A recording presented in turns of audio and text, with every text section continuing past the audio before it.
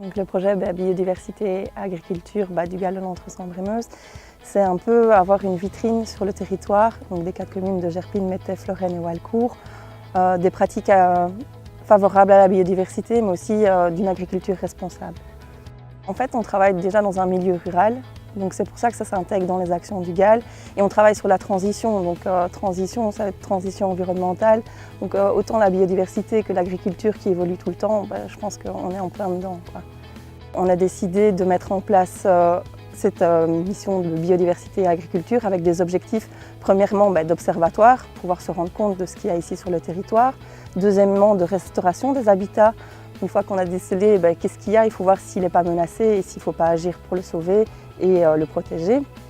Et puis après, on a un volet vraiment qui est sur l'agriculture, donc mettre en place un peu une vitrine des pratiques agricoles qui sont favorables à l'environnement et pouvoir les diffuser au sein des agriculteurs pour qu'ils se rendent compte que c'est facile de le faire sur notre territoire et que ça se fait, surtout que ce n'est pas toujours qu'à Gembloux ou à Arlon que ça se fait et que donc ils ont toutes les clés en main pour pouvoir avoir des pratiques favorables à l'environnement.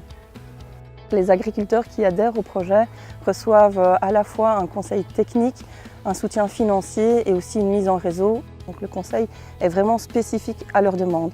Donc les avantages, les bénéfices ou même le retour que peut avoir un agriculteur s'il participe au projet, moi c'est surtout qu'il réalise en fait des projets qu'il n'avait pas eu le temps de réaliser.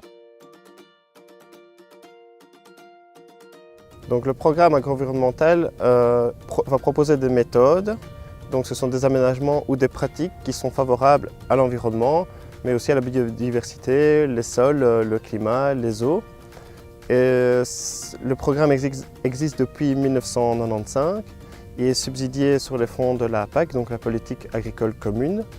Le programme est accessible à tous les agriculteurs ayant des terres en Wallonie. Les méthodes agro-environnementales font partie du programme Wallon du développement rural, donc pour lequel Natagriwal est directement le premier acteur au niveau du conseil du suivi.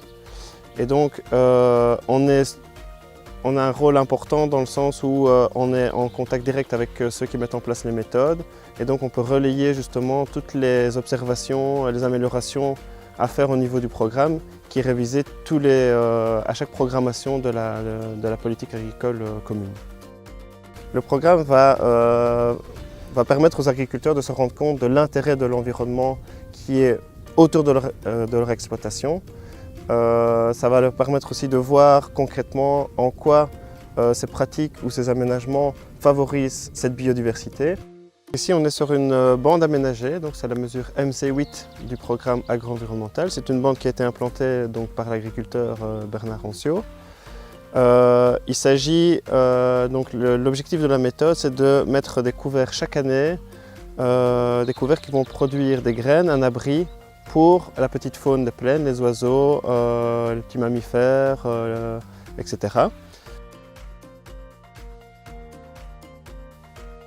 Cette démarche a le gros avantage de mettre en valeur l'agriculture, parce qu'en fin de compte, on a quand même une très mauvaise image de marque sans s'en rendre compte. Donc ici, c'est vraiment dire, mais on n'a pas grand-chose à faire pour montrer au grand public que par des petites choses, on apporte énormément à la société, on apporte énormément à l'écologie, à l'environnement.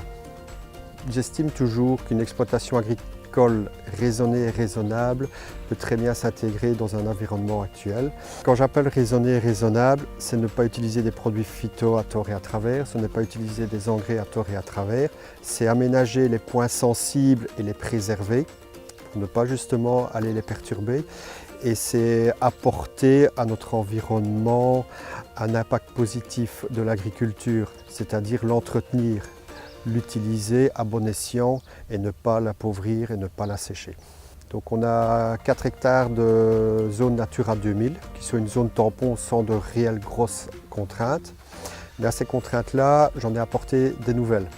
Parce qu'on est sur un lieu où il y a une mare qui est très intéressante, qu'on a clôturée, qu'on a préservée. Dans cette mare-là, on risque de trouver des tritons crétés, excusez-moi, qui sont une espèce protégée. Donc, avant d'attendre qu'il arrive, on s'est dit on va adapter le milieu pour favoriser son apparition. Donc, l'idéal est déjà de protéger. Donc, ici, on a une prairie à haute valeur biologique. Donc, il n'y a plus d'engrais qui sont apportés, il n'y a plus du pâturage naturel. On a recréé une nouvelle haie pour dire avoir un réseau de maillage entre les bois et la mare. Et alors, voilà, donc on essaye de partir des points les plus sensibles pour les améliorer et alors partir ainsi pour améliorer l'habitat pour une nouvelle évolution dans l'écologie et l'environnement. Oui, je suis agriculteur ici, donc à cheval entre le Condreau et le Limon. Donc ici, c'est vraiment la limite. Et c'est une exploitation de grande culture. Notre démarche d'agriculteur doit être encore plus tournée vers la nature et on est bien plus en phase par rapport à la nature que le grand public ne l'imagine. Je crois personnellement qu'on va aller vers une réduction des intrants phyto poussée par le grand public et les demandes de tout à chacun.